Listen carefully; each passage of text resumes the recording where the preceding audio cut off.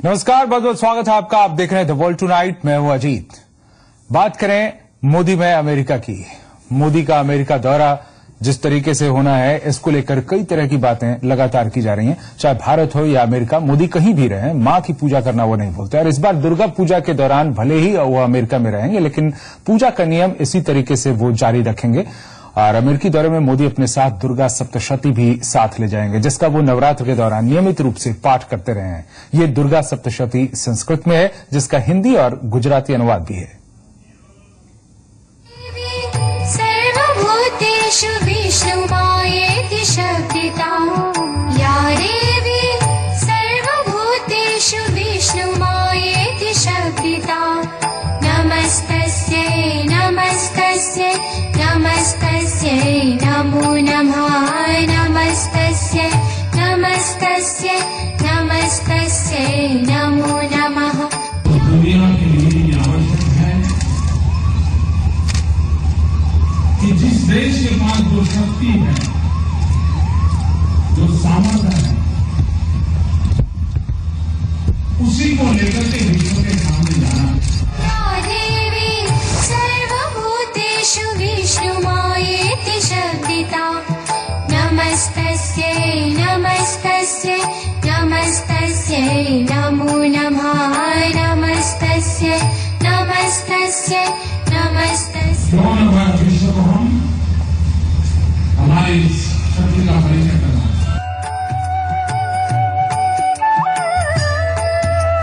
मां दुर्गा के महाभक्त मोदी की नवरात्र पूजा की ये तस्वीरें पिछले साल की हैं। तब वो गुजरात के मुख्यमंत्री थे और बीजेपी के पीएम कैंडिडेट। नरेंद्र मोदी नवरात्रि और गरबा जैसी हिंदुस्तानी संस्कृति को दुनिया के सामने लाना चाहते थे। नवरात्र के माध्यम से, गरबा के माध्यम से, उत्साह उमंग और उत्सव के माध्यम से विश्व में हमने अपनी पहचान बनाई।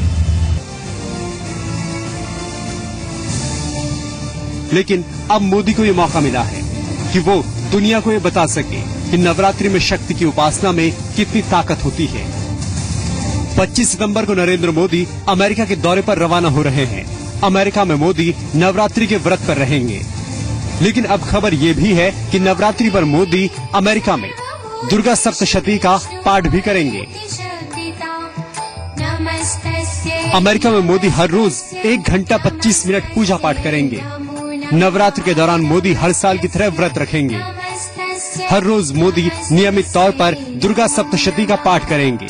दुर्गा सप्तशती संस्कृत में है, जिसका हिंदी और गुजराती अनुवाद भी है। पीएम मोदी नवरात्र के व्रत के दौरान 9 दिन दुर्गा सप्तशती के 13 अध्यायों का नियमित पाठ करेंगे और ये उनकी दिनचर्या का हिस्सा होता है। हमारा पूरा परिवार शक्ति उपासक है और उसमें नरेंद्र भाई नवरात्रि की आराधना करते हैं। कई सालों से उन्होंने गुरु त्याग करने के बाद तो कंटिन्यूड उन्होंने उपासना करना अपना नियम बना है और साल में 2 दफे करते हैं। राष्ट्रीय स्वयंसेवक के दिनों से ही नरेंद्र मोदी मां भगवती के बड़े उपासक हैं। मोदी को जानने वाले बताते हैं कि वो जब भी किसी परेशानी में होते हैं तो मां को याद करते हैं। नरेंद्र भाई जब से प्रचारक हुए, जब भी उनके जीवन में कुछ कठिनाइयां या तो कुछ मानो कि ऐसा लगता है कि कुछ अच्छा नहीं रहता, तो हमेशा वो मां भगवती का स्मरण करते थे। मोदी व्रत के दौरान सिर्फ पानी पीते हैं और योग, ध्यान और मां दुर्गा की पूजा में समर्पित रहते हैं। मोदी नवरात्र के दौरान सेल्फ प्यूरिफिकेशन एक्सरसाइज करते हैं, जिससे उन्हें ताकत मिलती है। मोदी हमेशा कहते हैं कि नवरात्रि पर मां की आराधना से उन्हें शक्ति मिलती है, फिर चाहे वो हिंदुस्तान में रहे या फिर अमेरिका में। अहमदाबाद से भार्गव परीख के साथ ब्यूरो रिपोर्ट, जी मीडिया। तो 26 सितंबर को प्रधानमंत्री मोदी अमेरिका पहुंच रहे हैं और यहां उनका शेड्यूल भी बहुत बिजी रहने वाला है। तो ऐसे बिजी शेड्यूल में ही पीएम मोदी नवरात्रि का व्रत भी करेंगे और दुर्गा सप्तशती का पाठ भी। आपको बताते हैं कि कितना बिजी रहने वाला है पीएम का ये दौरा।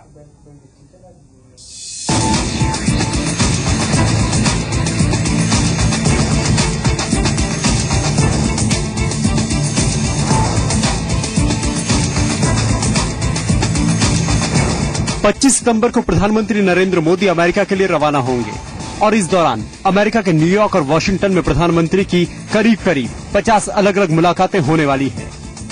Prime Minister Shri Narendra Modi will be traveling to New York and Washington from the 26th to the 30th of this month. Modi के इस बिजी शेड्यूल पर जरा नजर डालिए। 26 सितंबर 26 तारीख को प्रधानमंत्री नरेंद्र मोदी न्यूयॉर्क के वर्तमान और पूर्व मेयर से मुलाकात करेंगे। इसी दौरान अमेरिका के 3 प्रांतों के गवर्नरों से भी मिलेंगे, जिनमें साउथ कैरोलिना की गवर्नर निकी हेली भी होंगी। 27 सितंबर मोदी संयुक्त राष्ट्र की जनरल असेंबली में भाषण देंगे। प्रधानमंत्री मोदी की मुलाकात इसी दिन संयुक्त राष्ट्र महासचिव बान की मून से होगी। मोदी संयुक्त राष्ट्र महासभा से अलग श्रीलंका के राष्ट्रपति के अलावा बांग्लादेश और नेपाल के प्रधानमंत्रियों से भी मिलेंगे। At the United Nations, Prime Minister will be participating in the 69th session of the United Nations General Assembly. He will also meet the United Nations Secretary General, Mr. Ban Ki-moon. Prime Minister will be meeting 3 of our neighbors. These are the President of Sri Lanka, the Prime Minister of Bangladesh, and the Prime Minister of Nepal. 27 तारीख को ही Modi global citizen festival में New York central park में भाषण देंगे। 28 सितंबर इस दिन प्रधानमंत्री नरेंद्र मोदी सभी कम्युनिटी इवेंट्स में हिस्सा लेंगे। PM Modi Madison Square garden में भाषण देंगे, जहां करीब 20,000 लोग मोदी को सुनने पहुंचने वाले हैं। फिर पीएम मोदी अमेरिका की यहूदी कम्युनिटी के लोगों से मुलाकात करेंगे। इसके बाद वो यहां सिख समुदाय के लोगों से भी मिलेंगे, जबकि रविवार शाम में भारतीय राजदूत की तरफ से उन्हें डिनर दिया जाएगा। 29 सितंबर इस दिन प्रधानमंत्री मोदी गूगल और पेप्सिको जैसी 11 बड़ी कंपनियों के सीईओज के साथ नाश्ते पर मुलाकात करेंगे। इसके अलावा 6 और कंपनियों के सीईओज के साथ आमने सामने की बातचीत होगी। With 11 major CEOs of various companies on Monday, the 29th of September. Just to give you an idea of the companies, they would be the chairman of Google. They would be PepsiCo. 29 सितंबर को ही PM Modi पूर्व अमेरिकी राष्ट्रपति bill Clinton और उनकी पत्नी Hillary Clinton से मिलेंगे, जबकि शाम में उनकी मुलाकात अमेरिकी राष्ट्रपति बराक ओबामा से होगी। 30 सितंबर इस दिन प्रधानमंत्री मोदी वॉशिंगटन में Abraham Lincoln, Martin Luther king और महात्मा गांधी को श्रद्धांजलि देंगे। इसके बाद अमेरिकी राष्ट्रपति बराक ओबामा पीएम मोदी को लंच भी देंगे। दौरे में पीएम मोदी अमेरिकी राष्ट्रपति बराक ओबामा के अलावा अमेरिकी उपराष्ट्रपति जो बिडेन, विदेश मंत्री जॉन कैरी और रक्षा मंत्री चक हेगल से भी मिलेंगे। Prime Minister is scheduled to meet President Obama on the 29th as well as the 30th when he is in Washington. He will also meet Vice President Biden, who is hosting a lunch along with Secretary of State Kerry. This will be on the 30th. Apart from these 3 leaders, Secretary of Defense Chuck Hagel will call on Prime Minister.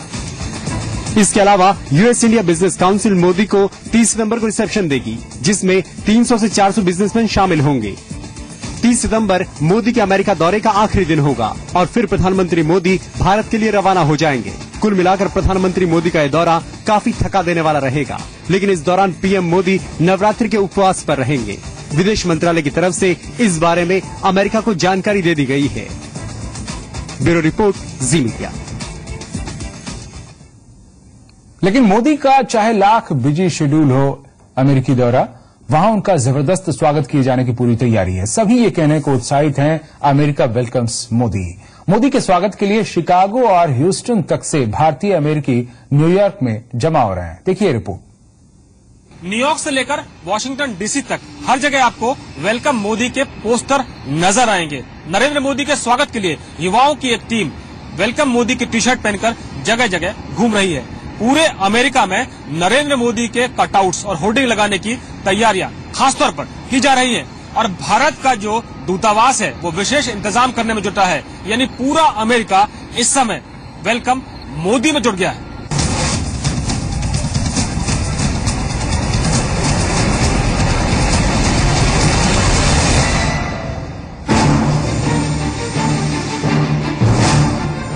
Modi के welcome को बेकरार है America.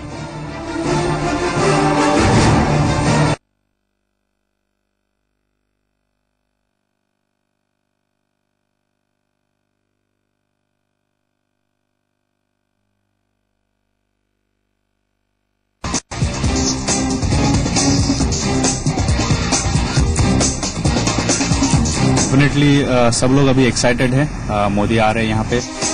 America कह रहा है welcome Modi.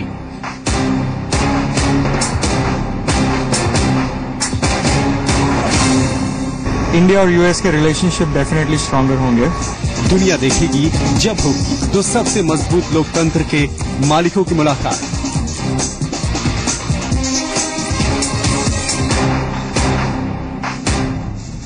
America Modi के स्वागत में वो हर तैयारी कर रहा है जो शायद उसने अभी तक अपने किसी भी विदेशी मेहमान के लिए नहीं की। मोदी को मिल रही तवज्जो का आलम देखिए कि इस दौरान मोदी अमेरिका के स्टेट गेस्ट नहीं होंगे और शायद अमेरिकी इतिहास में ऐसा पहली बार हो रहा है जब कोई विदेशी नेता बिना स्टेट गेस्ट बने व्हाइट हाउस का मेहमान हो।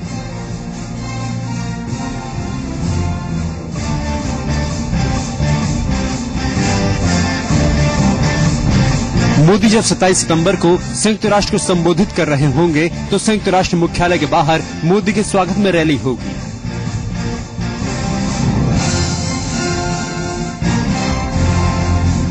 अमेरिका में रह रहे भारतीयों ने इस रैली को नाम दिया है अमेरिका वेलकम्स मोदी।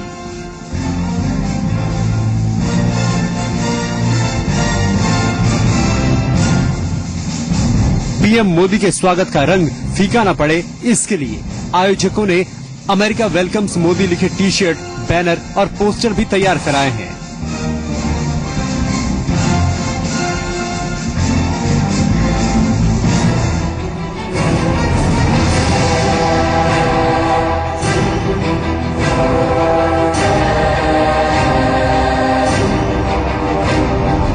अट्ठाईस सितंबर को न्यूयॉर्क के मेडिसन स्क्वायर गार्डन में मोदी का भाषण होगा। भारतीय मूल की पहली मिस अमेरिका 2014 नीना दावलूरी इस समारोह को होस्ट करेंगी। कहा यह भी जा रहा है कि मोदी के भाषण से पहले भारत के 1500 साल का इतिहास दिखाने की तैयारियां हो रही हैं।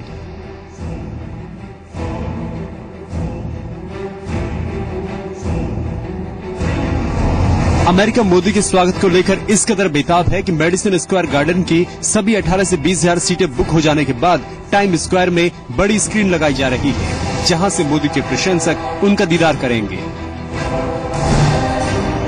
30 सितंबर को जब पीएम मोदी अमेरिकी राष्ट्रपति बराक ओबामा से व्हाइट हाउस के ओवल ऑफिस में मुलाकात करेंगे तो व्हाइट हाउस के सामने भी उनके वेलकम में बड़ी रैली निकाली जाएगी। न्यूयॉर्क के समारोह का आयोजन इंडियन अमेरिकन इंटेलेक्चुअल फोरम कई अन्य संगठनों के साथ मिलकर करेगा। वहीं व्हाइट हाउस रैली की योजना यूएस इंडिया डेमोक्रेसी फोरम ने बनाई है।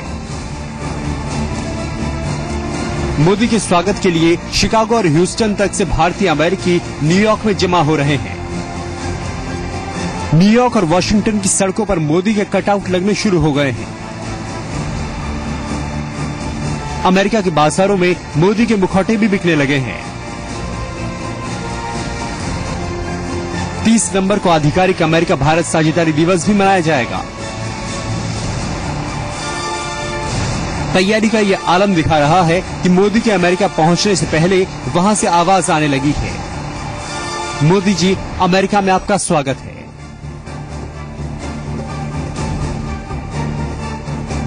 ब्यूरो रिपोर्ट, जी मीडिया। और इसी महीने की 29 और 30 तारीख को जब भारतीय प्रधानमंत्री और अमेरिकी राष्ट्रपति की मुलाकात होगी, ये मुलाकात कई मायनों में खास होगी। नरेंद्र मोदी और बराक ओबामा, इन दोनों नेताओं की मीटिंग पर न केवल भारत और अमेरिका बल्कि पूरी दुनिया की नजर है। आखिर मोदी और ओबामा में ऐसा है क्या? वो कौन सी चीजें हैं जो दोनों नेताओं को आपस में जोड़ती हैं? क्या है मोदी और ओबामा का किस्मत कनेक्शन?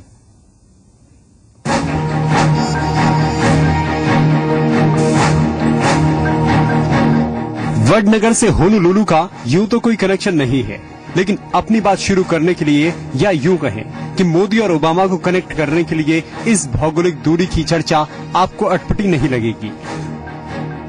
मोदी के जन्म स्थान वडनगर और ओबामा के जन्म स्थान होनोलुलु के बीच 12,592 किलोमीटर की दूरी है। जिस वक्त बराक ओबामा पैदा हुए, नरेंद्र मोदी सिर्फ 11 साल के थे। और उस वक्त यानी 1961 के दौर में न अमेरिका में और न ही हिंदुस्तान में बड़े से बड़ा राजनीतिक पंडित ये भविष्यवाणी कर सकता था कि नरेंद्र दामोदर दास मोदी या बराक हुसैन ओबामा जैसे बच्चे एक दिन दुनिया के दो महान लोकतंत्र की सर्वोच्च गद्दी पर बैठेंगे।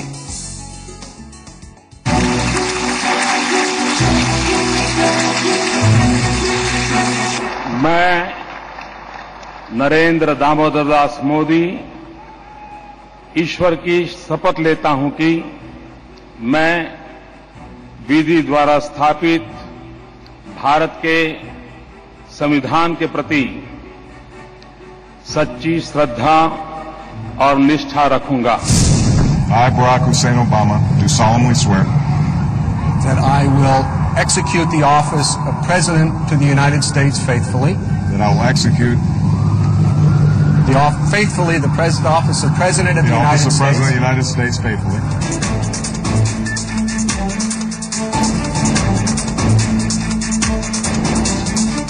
कमाल देखिए कि ओबामा और मोदी दोनों ने अपने अपने संघर्ष के बूते कैसे सत्ता के पारंपरिक आसमान में सुराग बना दिया। भारत के इतिहास में पहली बार किसी पार्टी ने कांग्रेस के खिलाफ ध्वस्त करते हुए अकेले अपने दम पर बहुमत हासिल किया और मोदी प्रधानमंत्री बने। अच्छे दिन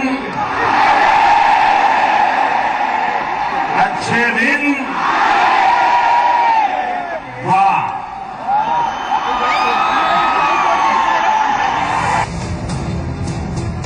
अमेरिका में भी जॉर्ज वॉशिंगटन से लेकर जॉर्ज बुश तक व्हाइट हाउस में पहुंचने के लिए श्वेत और अश्वेत के बीच जो लंबी लकीर खिंची हुई थी वो 2008 में बौनी हो गई और 43 राष्ट्रपतियों के बाद पहली बार कोई अश्वेत राष्ट्रपति व्हाइट हाउस जा पहुंचा।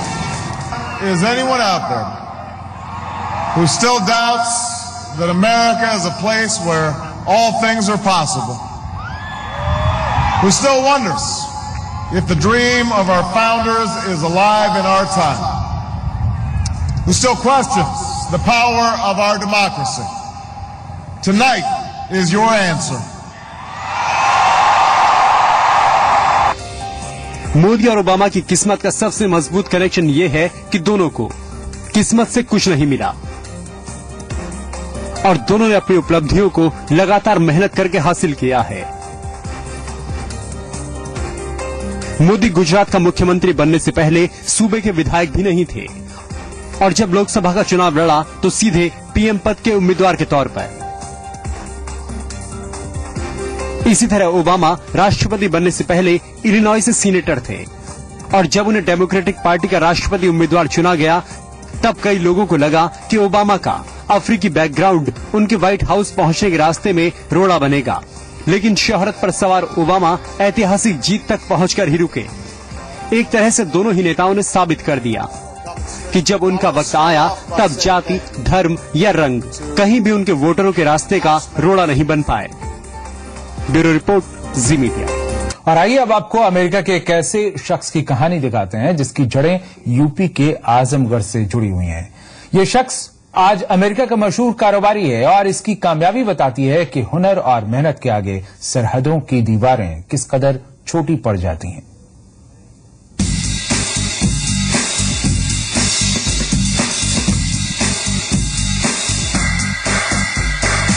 अमेरिका के वाशिंगटन डीसी में स्थित यह आलीशान इमारत उस शख्सियत की कामयाबी की कहानी कह रही है जिसने अपनी मेहनत के दम पर न केवल नामुमकिन को मुमकिन बना दिया बल्कि दुनिया के सबसे ताकतवर मुल्क को भी अपनी कामयाबी का मुरीद बना लिया।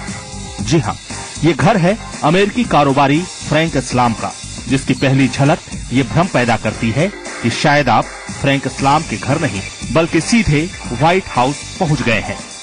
प्रधानमंत्री नरेंद्र मोदी की अमेरिका यात्रा को लेकर हलचल है, लेकिन आज हम आपको एक ऐसी कहानी सुनाने जा रहे हैं जो आजमगढ़ से शुरू होती है और अमेरिका में अपना परचम लहराती है। जी हाँ, हम एक ऐसे शख्स से आपको मिलवाएंगे जिसका सफर आजमगढ़ के छोटे से गांव से हुआ था, लेकिन आज वो अमेरिका में एक सक्सेसफुल बिजनेसमैन है, जाना पहचाना चेहरा है। नाम फ्रैंक इस्लाम उर्फ फजरुल इस्लाम, जन्मस्थान कोरा गहनी आजमगढ़, मूल निवासी नंदाव संजरपुर आजमगढ़, शिक्षा शिबली कॉलेज आजमगढ़ से बीएससी, अलीगढ़ मुस्लिम यूनिवर्सिटी से MSc। आज अमेरिका के मशहूर कारोबारी बन चुके फ्रैंक इस्लाम का ये अतीत है, वो अतीत जहां से इन्होंने कामयाबी की सीढ़ियां चढ़नी शुरू की थी, जबकि वर्तमान ये है जहां आज इनके पास सब कुछ है, शोहरत, दौलत, इज्जत, रसूख। अमेरिका के अरबपतियों में शुमार फ्रैंक इस्लाम से जी मीडिया संवाददाता की मुलाकात जब वाशिंगटन DC में हुई तो आजमगढ़ टू अमेरिका की ये दिलचस्प कहानी सामने आई। फ्रैंक इस्लाम साहब, आजमगढ़ से अमेरिका का सफर जी न्यूज में सबसे पहले मैं आपका स्वागत करता हूं और जानना चाहता हूं कि एक छोटा सा फ्रैंक आज इतना बड़ा कैसे हो गया। This country has given me the largest opportunity to succeed. It's because America's openness and inclusiveness that made me very successful, and also the people who share my vision and my values, they're the one who helped me to succeed. So I owe a lot of sense of gratitude to India, where I was born. And by the way, my parents live in Benares, and Mr. Modi represents the same constituency where my parents were born and lived in Benares. कारोबारी Frank इस्लाम का घर ही उनकी कामयाबी की कहानी बयान करता है, जिसे बड़ी शिद्दत से सजाया है इस्लाम साहब ने। बाहर से देखने पर नजारा अगर व्हाइट हाउस जैसा दिखता है तो घर के भीतर से मशहूर कैपिटल डोम की झलक मिलती है। दीवारों पर नक्काशी भी गोल्डन प्लेटेड है और गार्डन ऐसा कि बस पूछिए मत। यहाँ तालाब भी है जहाँ करीब 200 खूबसूरत मछलियाँ पाली गई हैं। ड्राइंग रूम हो या डाइनिंग हॉल, कॉन्फ्रेंस रूम हो या फिर गेस्ट रूम, सब कुछ बिल्कुल व्हाइट हाउस के जैसा ही दिखेगा। आपने इस अपने घर में खासतौर पर क्या बनाया है और कहाँ से आपने इंस्पिरेशन ली है? कभी व्हाइट हाउस से, कभी राष्ट्रपति भवन से इंडिया के और दुनिया के कई मुल्कों में आप गए हैं, तो वहाँ से आपने क्या क्या इंस्पिरेशन लिया है? इसमें क्या घर में खास? So this is the house is called Notre Manor, and this is the garden that was inspired by Hampton Court, which is built by, if you remember, by King Henry VIII. This is Henry VIII's garden. And by the way, the most important thing is a reflecting pool, which is a replica of Taj Mahal. That's exactly, this is what the Taj Mahal, and that's what I was inspired by, my heritage, Taj Mahal. This is very much similar to the presidential palace in India also. And then the Greek architecture and the Roman architecture. When you go back, you will see some of the things that was inspired to me on the outside was the English and French, as well as the White House garden. And then you have East Wing and you have the West Wing, which is very much similar to the White House. When you go inside the house, you will find that the dome is inspired by the Capitol Hill, which is the United States Capitol, and the desk that I sit on it is the replica of the President Obama's desk.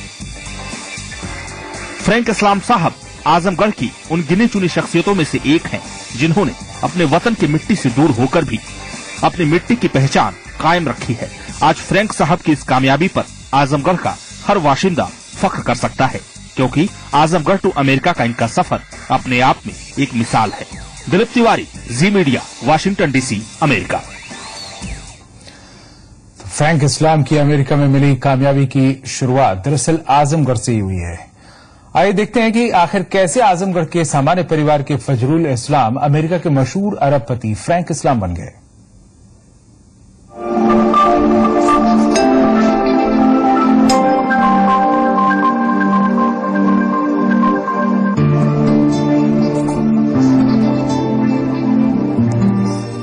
Frank Islam की कामयाबी की कहानी भी खासी दिलचस्प है। आजमगढ़ के संजरपुर स्थित नंदाव के मूल निवासी फ्रैंक इस्लाम का असली नाम फजरुल इस्लाम है।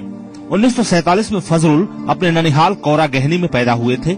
बचपन से ही काफी तेज दिमाग रखने वाले फजरुल ने आजमगढ़ के शिबली नेशनल कॉलेज से BSc की पढ़ाई पूरी की, जिसके बाद अलीगढ़ मुस्लिम यूनिवर्सिटी से MSc करने चले गए। इसके बाद फजरुल कंप्यूटर साइंस की पढ़ाई के लिए अमेरिका चले गए, जहां इनके बड़े भाई जियाउल इस्लाम पहले से ही जेंटेक नाम की IT कंपनी चला रहे थे। फजरुल के दादा मोहम्मद यहिया वाराणसी में कुतुब अली शाह की मजार के केयरटेकर थे, जिसका जिम्मा बाद में फजरुल और फ्रैंक के पिता मोहम्मद शाह मुस्तफा को मिल गया। उन दिनों फ्रैंक और फजरुल अपने पिता के साथ बनारस में ही रहते थे। दरअसल फ्रैंक की जिंदगी में असली ट्विस्ट तब आया था जब अलीगढ़ मुस्लिम यूनिवर्सिटी में पढ़ाई के दौरान इनकी मुलाकात अमेरिकी प्रोफेसर वोल्फगैंग थॉर्न से हुई, जो एक सेमिनार में AMU में आए थे। थॉर्न इनसे खासे प्रभावित हुए और उनके माता पिता से उन्हें अमेरिका भेजने को कहा। अमेरिका जाने पर फजरुल ने कोलोराडो यूनिवर्सिटी से पढ़ाई पूरी की और कई साल तक टोरंटो में नौकरी की। 1994 में खुद का बिजनेस शुरू करने के लिए अपना घर गिरवी रखकर $50,000 का लोन लिया और IT कंपनी QSS खरीदी और बाद में अपनी मेहनत के दम पर इस कंपनी को $300 मिलियन की कंपनी बना दिया। बाद में इस कंपनी को फजरुल इस्लाम ने बेच दिया। फिलहाल फ्रैंक उर्फ फजरुल इस्लाम अपने नाम से बने एक इन्वेस्टमेंट ग्रुप के प्रमुख हैं और कैंडी सेंटर ऑफ आर्ट्स के डायरेक्टर भी हैं। इसके साथ ही ओबामा प्रशासन के सलाहकार भी हैं। दरअसल फजरुल इस्लाम ने अपना नाम अमेरिका में बसने के बाद फ्रैंक इस्लाम कर लिया। अमेरिका में बेशुमार शोहरत और दौलत कमाने के बाद भी वो अपनी माटी को भूले नहीं हैं। इसी साल जनवरी में वो आजमगढ़ भी आ चुके हैं। कुल मिलाकर फ्रैंक इस्लाम और फजरुल इस्लाम की जिंदगी की कहानी एक मिसाल है जो आने वाली कई पीढ़ियों के लिए प्रेरणा स्रोत बनेगी। अशोक वर्मा, जी मीडिया, आजमगढ़।